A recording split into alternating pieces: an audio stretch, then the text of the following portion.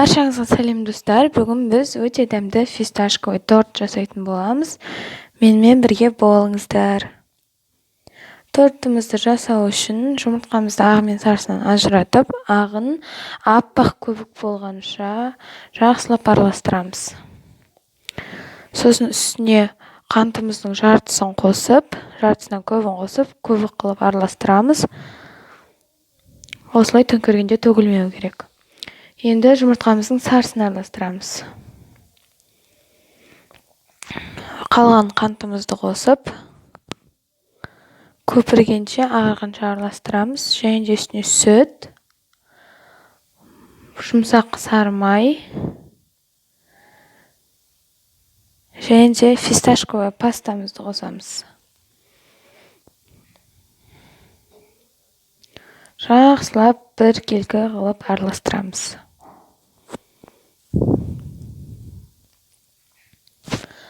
Араласып болғаннан кейін ағы мен сарысын біріктіреміз.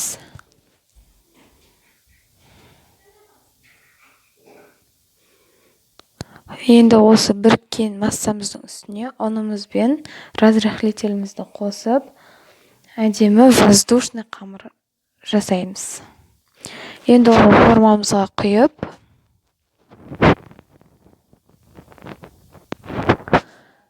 180 градуста 30-40 минуттай пісіріп аламыз.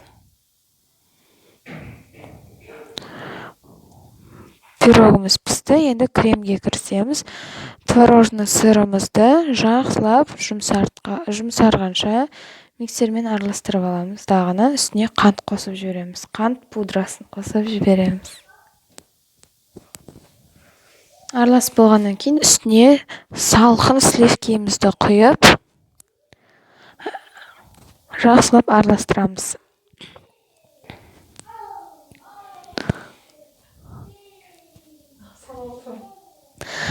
Креміміздің дай болуына сәл ғана қалғанда үстіне фисташковый паста қосып жібереміз. Сосын қоюланғанша араластырып, тортымызды жинаймыз. Тортты кольцода жинаймыз. Кремін жағып, үстіне коржды қойып, жақсылап кезек-кезек бірдей қылып жағып шығамыз.